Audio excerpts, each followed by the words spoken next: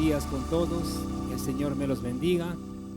El día de hoy vamos a dar inicio a una nueva serie de enseñanzas. Vamos a iniciar la segunda carta del apóstol Pablo a Timoteo. La primera carta la vimos o terminamos hace más o menos 2 meses, así que ahora iniciamos esta nueva carta. Y en esta segunda carta, o mejor dicho, esta carta, la segunda carta a Timoteo, fue la última carta que el apóstol Pablo escribió. Y lo hizo durante su segundo encarcelamiento. Él estaba en Roma poco antes de su martirio. Timoteo aún se encontraba en Éfeso, donde Pablo lo había dejado para poder corregir ciertas cosas, para poder corregir y confrontar las falsas enseñanzas que se habían infiltrado en la iglesia a través de los falsos maestros. Y aunque esta carta está dirigida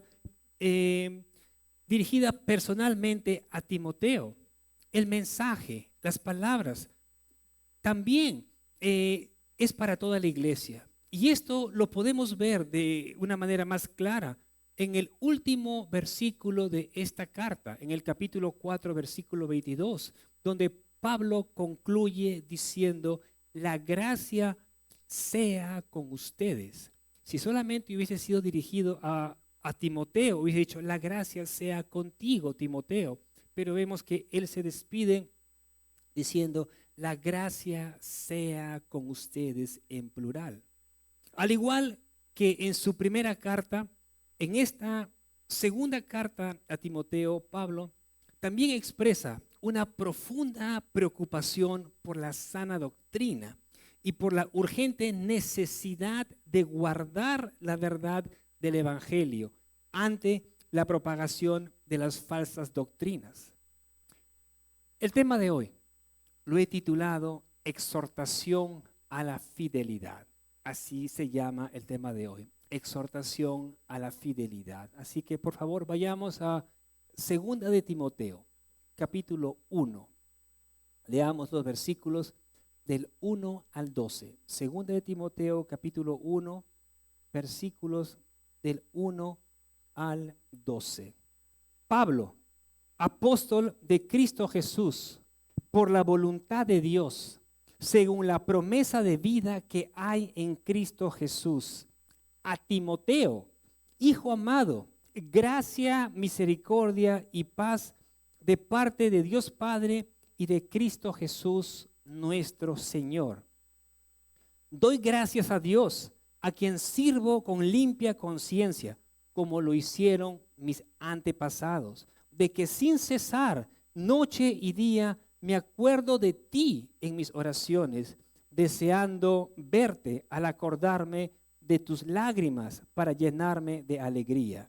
Porque tengo presente la fe sincera que hay en ti, la cual habitó primero en tu abuela Loida y en tu madre Eunice, y estoy seguro que en ti también. Por lo cual te recuerdo que avives el fuego del don de Dios que hay en ti por la imposición de mis manos, porque no nos ha dado Dios espíritu de cobardía, sino de poder, de amor y de dominio propio. Por tanto, no te avergüences del testimonio de nuestro Señor, ni de mí, prisionero suyo, sino participa conmigo en las aflicciones por el Evangelio según el poder de Dios.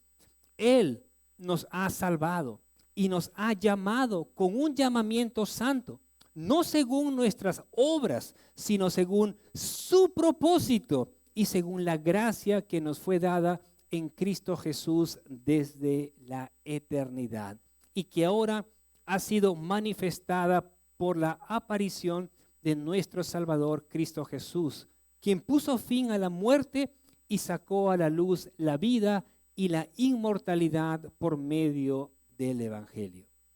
Para este Evangelio, yo, dice Pablo, fui constituido predicador, apóstol y maestro, por lo cual también sufro estas cosas. Pero no me avergüenzo, porque yo sé en quién he creído y estoy convencido de que Él es poderoso para guardar mi depósito hasta aquel día. Pablo comienza, como es costumbre en sus cartas, identificándose, y lo hace diciendo apóstol de Jesucristo. Él se presenta como apóstol de Jesucristo, Pablo, apóstol de Cristo Jesús por la voluntad de Dios. Pero no lo hace por orgullo o como si fuera por orgullo, sino para dejar claro que su autoridad y llamado no provenía de los hombres, sino de Dios, directamente de Dios. Lo interesante es que aunque esta carta es dirigida a Timoteo, su discípulo amado, a quien conocía muy bien, y Timoteo también lo conocía muy bien, y no había necesidad de que Pablo validara su autoridad delante de él, pero Pablo de todas maneras incluye esta introducción en su carta, y lo hace no por él, sino por Timoteo. Era una forma de recordarle de que el mensaje que le estaba dando no era simplemente su propia opinión o sus propios pensamientos, sino que era un mensaje respaldado por aquel que lo llamó. Al afirmar que es apóstol por la voluntad de Dios, Pablo deja claro que sus palabras llevan peso o tienen peso y estaban respaldadas por el Señor mismo. Y lo mismo aplica para nosotros, queridos hermanos. Nuestro llamado, sea cual sea, también debe estar fundamentado en la voluntad de Dios, no en ambiciones personales o en el deseo de agradar a otros. Pablo añade que es apóstol según la promesa de vida en Cristo Jesús. Él afirma que es apóstol según la promesa de vida en Cristo Jesús. Y esta expresión adquiere un profundo significado cuando nosotros consideramos la situación en que se encontraba Pablo. Pablo estaba encarcelado y estaba enfrentando la muerte. Podía morir en los siguientes días o en las próximas semanas. Y aún así, en medio de esa circunstancia, él habla de la vida. O sea, estando por morir, pero él está hablando de la vida. Y lo hace, o lo puede hacer, porque él tenía la firme convicción de que la verdadera vida no dependía de las circunstancias ni de nada de este mundo, sino que se encuentra únicamente en Cristo Jesús. Muchos en una situación como la que estaba enfrentando el apóstol Pablo, ¿qué estarían haciendo? Muchos en esa situación, imagínense tú en esa situación, ¿qué estarías haciendo? Probablemente muchos estarían quejándose o estarían desanimados o incluso estarían renegando. Pero Pablo no. En lugar de enfocarse en su sufrimiento, Pablo elige dar gracias a Dios. Leamos lo que dice el versículo 3. Doy gracias a Dios, dice Pablo, a quien sirvo con limpia conciencia, como lo hicieron mis antepasados, de que sin cesar, noche y día, me acuerdo de ti en mis oraciones. Aún en medio de las difíciles circunstancias en que se encontraba, en que estaba atravesando, Pablo mantiene una actitud de gratitud y va a decir: doy gracias a Dios, a quien sirvo con limpia conciencia. Y no lo dice porque se considerara perfecto. No, Pablo no lo dice de esa manera. Él no dice esto porque él se considerara perfecto, sino porque había sido redimido por Cristo y vivía en obediencia a su voluntad. Al final del versículo, Pablo añade, sin cesar, noche y día me acuerdo de ti, refiriéndose a Timoteo. Día y noche, sin cesar, me acuerdo de ti en mis oraciones. Así que, por lo que Pablo escribe aquí, podemos ver de que Pablo tenía a Timoteo en su lista de oración. Pablo intercedía por él con fidelidad y perseverancia. Y esa es una enseñanza poderosa para nosotros, queridos hermanos. Nosotros también debemos orar constantemente por los demás, especialmente por aquellos que sirven en el ministerio o están atravesando por momentos de debilidad o desánimo. Pablo, para ese entonces, ya no podía hacer muchas cosas que hacía antes. Ya no podía ir a las sinagogas y predicar. Ya no podía ir a visitar las iglesias que él había levantado en distintas provincias. Ya no se podía reunir con los hermanos en las plazas y darles palabras de ánimo. Y todo eso debido a que él estaba encarcelado. Pero había algo que aún podía hacer y era orar. Y lo hacía con compromiso. Y esto nos enseña que sin importar nuestras circunstancias, siempre podemos ser útiles en el reino de Dios. Aun cuando parezca que ya no podemos hacer mucho o nada. Algunos podrían decir, pero yo ya no puedo, ya no tengo fuerzas, o ya soy muy mayor, o diferente, o estoy pasando por enfermedades. Uno podría decir muchas cosas, pero ¿saben? Podemos estar pasando por muchas cosas y es cierto, pero aún así podemos orar. Y la oración, queridos hermanos, no es algo pequeño, es algo grande y valioso delante de Dios. Necesitamos orar si queremos que la iglesia crezca, que la iglesia avance, que el evangelio pueda llegar a mucha gente. Necesitamos orar, interceder por los demás. En el versículo 4, Pablo le expresa a Timoteo su profundo deseo de volver a verlo. Y le menciona que recuerda sus lágrimas. Y probablemente Pablo se refería a la última vez que estuvieron juntos, cuando Timoteo, conmovido, llora al separarse de su amado mentor. Tal vez él sabía que no lo volvería a ver y estaba en lo correcto porque Pablo ya no saldría de este encarcelamiento, de este último encarcelamiento. El anhelo de Pablo por reencontrarse con él, con Timoteo, era totalmente comprensible. Pablo sabía que su ejecución estaba cerca y deseaba ver por última vez a su discípulo amado, a su fiel discípulo, a quien amaba como un verdadero hijo en la fe. En su encarcelamiento previo, que lo encontramos en Hechos capítulo 28.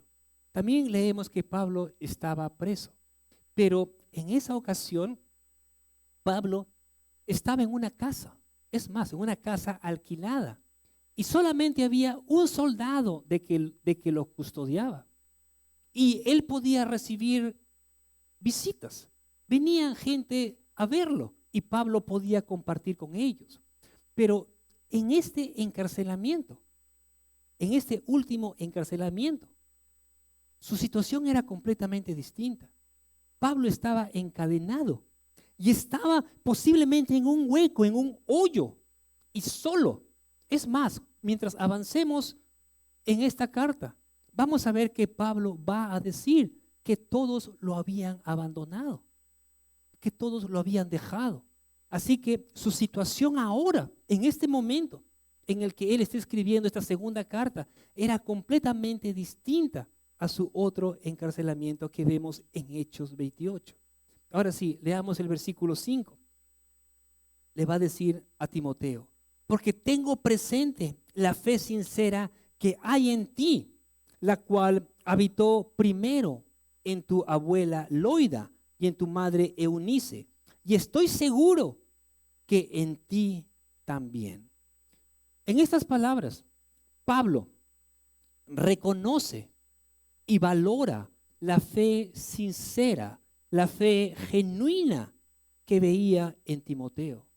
Pero también destaca el papel fundamental que jugaron su madre y su abuela en su formación espiritual.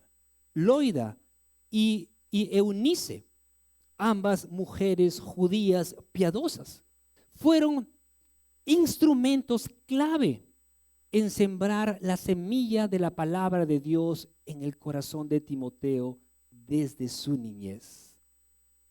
Y a pesar que el papá de Timoteo era griego y probablemente no compartía la fe o la misma fe, ni permitió que su hijo fuese circuncidado, porque leemos también en Hechos de que Timoteo va a ser circuncidado más adelante, ya siendo joven o siendo más grande. Aún así, eso no impidió que Eunice y Loida instruyeran a Timoteo en las Escrituras. Y esa formación temprana fue clave para preparar su corazón y hacerlo receptivo al Evangelio cuando Pablo predica en Listra, la ciudad donde vivía Timoteo. Pero permítame poder aclarar algo. El hecho que uno sea salvo no significa que nuestros hijos lo sean automáticamente. Cada persona necesita tener un encuentro personal con Cristo y creer en Él por la fe. Necesita nacer de nuevo para recibir la salvación. Sin embargo, la enseñanza de la palabra de Dios en el hogar, especialmente durante la niñez, tiene un efecto profundo en la vida espiritual de los hijos. Y eso fue exactamente lo que sucedió con Timoteo. Desde pequeño, Timoteo fue instruido por su madre y por su abuela. Y cuando Pablo llega a la ciudad de Listra en su primer viaje misionero, parece entonces Timoteo aún era joven, él escucha el Evangelio y cree. Esa semilla que había sido sembrada en su niñez floreció en una fe genuina y personal. Pero vemos, él escuchó la palabra desde niño, pero él llegó a creer mucho más adelante, cuando ya era un joven, a través de la predicación del apóstol Pablo. Leamos los versículos 6 y 7. Según de Timoteo 1, versículos 6 y 7.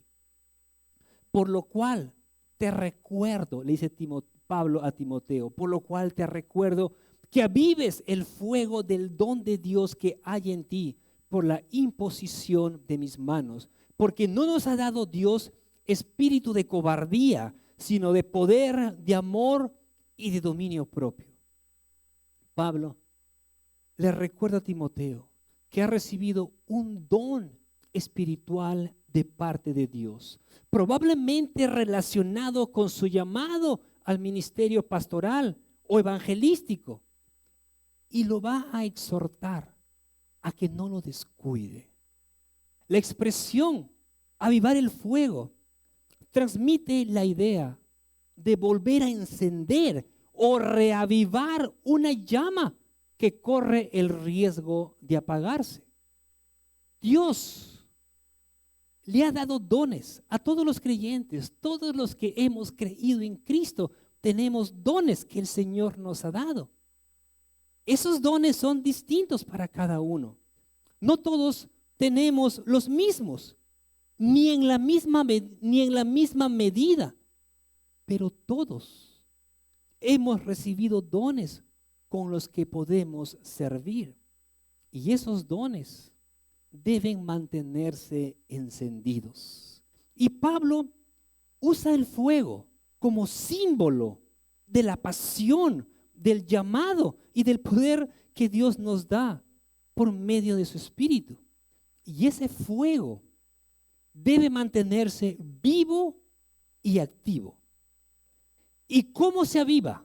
¿Cómo es que enciendes nuevamente ese fuego, esa llama? A través de la oración, a través de la obediencia fiel, a través del estudio de la palabra y el servicio comprometido. Pablo no pone en duda la fe genuina, la fe sincera de Timoteo, más desea que aquella fe sea puesta en acción. En tiempos difíciles, como los que Timoteo estaba enfrentando en la iglesia, como vimos en la primera carta, Timoteo se queda en Éfeso para poder confrontar a los falsos maestros y corregir esas malas enseñanzas que se habían introducido. Pero además habían problemas en la iglesia de Éfeso, como vimos en la primera carta. Ahora, Éfeso no solamente era una iglesia, habían varias iglesias en la ciudad de Éfeso. Y Éfeso era una ciudad grande. Timoteo era joven y Pablo lo envía, o mejor dicho, le dice a Timoteo que se quede allí para poner en orden las cosas. Y con tantos problemas que tenía de que él enfrentar, era fácil desanimarse. Y es por eso que Pablo le recuerda que debe reavivar con fervor aquello que le había dado, aquello que Dios le había dado. Y luego Pablo le va a decir en el versículo 7, porque Dios no nos ha dado un espíritu de cobardía.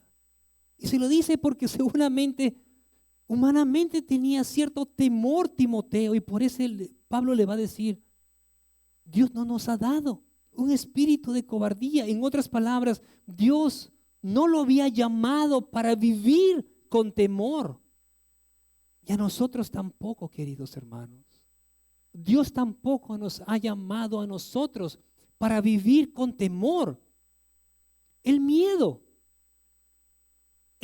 paralizante o el retroceso ante los desafíos no proviene de Dios.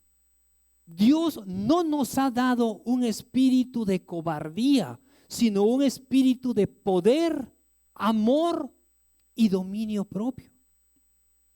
Poder es la fuerza espiritual que acompaña al don del Espíritu Santo, como Jesús prometió en Hechos 1:8, donde dice, pero recibirán poder cuando el Espíritu Santo venga sobre ustedes y serán mis testigos, le dice el Señor a sus discípulos. Vendrá poder cuando el Espíritu Santo venga sobre ustedes y serán mis testigos en Jerusalén, en toda Judea y Samaria y hasta los confines de la tierra. Ese poder es lo que nos capacita para poder testificar de Cristo con valentía, para poder enfrentar la oposición y para poder perseverar en la obra de Dios, aún en medio de las pruebas.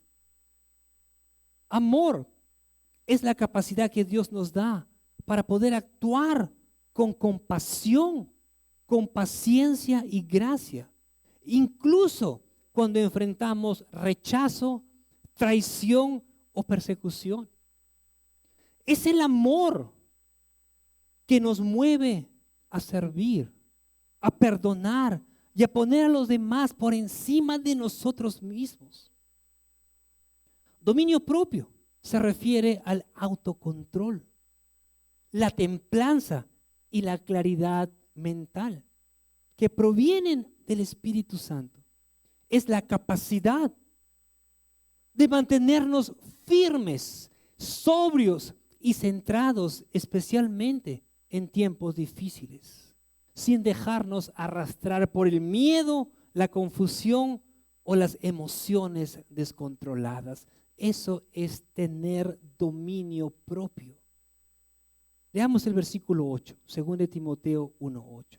Por tanto, le dice Pablo, no te avergüences del testimonio de nuestro Señor, ni de mí, prisionero suyo, prisionero de Cristo, sino participa conmigo en las aflicciones por el Evangelio, según el poder de Dios.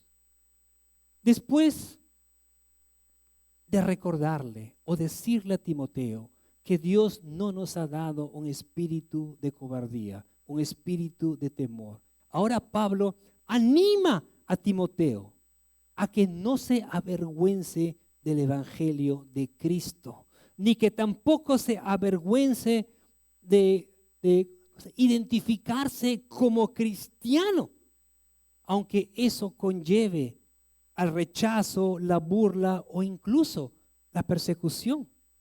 Pero también Pablo le va a pedir que no se avergüence de él. Le dice, no te avergüences del Evangelio, pero tampoco te avergüences de mí.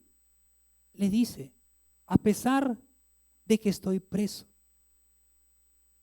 Y es que Pablo estaba preso, o mejor dicho, no era un prisionero común, era un prisionero del Señor, alguien que estaba sufriendo por causa del Evangelio. Pero seguramente muchos de los que estaban con él se avergonzaban de Pablo porque estaba preso. Seguramente decía, ¿y dónde está Pablo, tu maestro? Está preso. Y se reían y se burlaban de él. Y él lo va a decir mientras vayamos avanzando en la carta. Van a ver cómo es que habla que quienes estaban con él lo dejaron, lo abandonaron, se avergonzaban de Pablo. Así que él le dice a Timoteo, no te avergüences del Evangelio, pero tampoco te avergüences de mí, porque yo soy prisionero de Cristo. Y si él estaba pasando todas estas cosas y sufriendo, era por causa del Evangelio. ¿Y por qué menciono la persecución? No solamente el sufrimiento. Menciono la persecución porque en ese momento había persecución en contra de los cristianos. En ese tiempo en el que estaba Pablo, Timoteo, en el que Pablo escribe esta carta, el emperador romano era Nerón. Nerón era un hombre cruel. Y este emperador Nerón había culpado a los cristianos del gran incendio que destruyó parte de la ciudad de Roma en el año 64 después de Cristo. Y esa acusación injusta desató una cruel persecución contra los creyentes. Pablo, en su segundo y último encarcelamiento, fue acusado de ser parte de esa supuesta conspiración para incendiar Roma. Es decir, lo acusan a Pablo como que él era uno de quienes motivaron eso. Eso era una de las acusaciones. Pero además de eso se le imputó un segundo cargo. Se le acusaba de haber introducido una religión nueva e ilegal, lo cual era un delito grave bajo las leyes del imperio. En ese contexto, ser cristiano era sumamente peligroso y muchos comenzaron a ocultar su fe o a negar que eran cristianos. Y es por eso que Pablo exhorta a Timoteo a mantenerse firme y a participar valientemente de las aflicciones por el Evangelio. Le dice, no te avergüences, Timoteo. Mantente firme y sé valiente ante cualquier cosa, cualquier dificultad, cualquier oposición que se pueda presentar, y confía en el poder de Dios. Leamos los versículos 9 y 10. Él nos ha salvado y nos ha llamado con un llamamiento santo, no según nuestras obras, sino según su propósito. Fíjense lo que dice, no según, Él nos ha llamado con un llamamiento santo, no según nuestras obras, sino según su propósito y según la gracia que nos fue dada en Cristo Jesús desde la eternidad, y que ahora ha sido manifestado por la aparición de nuestro Salvador Cristo Jesús, quien puso fin a la muerte y sacó a la luz la vida y la inmortalidad por medio del Evangelio. Pablo aquí menciona que fue Dios, que fue Él quien nos ha salvado, quien nos salvó, según su eterno propósito y por la gracia que nos fue dada en Cristo Jesús desde la eternidad, es decir, desde antes que el mundo existiera. Y luego añade que Él nos llamó con un llamamiento santo. Ahora, si prestamos atención al orden, veremos que la salvación que menciona Pablo aquí antecede al llamado. Dice, Él nos ha salvado y nos ha llamado. Así que la salvación antecede al llamado, lo que refleja que la obra redentora de Dios comenzó en su soberano propósito eterno y no como respuesta a nuestras acciones. Esta salvación o la salvación no es por mérito humano, no se basa en nuestras obras, sino en el propósito eterno de Dios y en su gracia concedida en Cristo desde antes de la creación del mundo. En otras palabras, Dios había decretado redimirnos a través de Cristo desde la eternidad. Y esta es una de las grandes verdades de la fe cristiana. Y hablo o me refiero a la doctrina de la elección. Y aunque esa gracia existía desde la eternidad, fue revelada con la venida de nuestro Señor Jesucristo al mundo. Con su aparición, es decir, su venida, en su primera venida, Cristo venció al poder de la muerte por medio de su resurrección y sacó a la luz la vida y la inmortalidad, es decir, reveló con claridad la promesa de vida eterna que ahora está disponible para todos los que creen en Él, que ahora está disponible para todos aquellos que creen por la fe en Cristo Jesús. Leamos los versículos 11 y 12. Pablo va a decir, para este evangelio yo fui constituido predicador, apóstol y maestro, por lo cual también sufro estas cosas. Pero no me avergüenzo, dice Pablo, porque yo sé en quién he creído y estoy convencido de que Él es poderoso para guardar mi depósito hasta aquel día. Pablo le recuerda a Timoteo que fue Dios mismo quien lo comisionó para anunciar el evangelio a los gentiles y que le confió 3 funciones claves: predicador, apóstol y maestro. Y también declara que a causa de su fidelidad al evangelio es que estaba preso, es que estaba encarcelado, pero que por ello él no se avergonzaba. Decía, estoy preso por causa del evangelio, pero no me avergüenzo de esto. ¿Y por qué no se avergonzaba? Él decía, ¿por qué no se avergonzaba? Porque él sabía en quién había creído. No dice en qué he creído, sino en quién.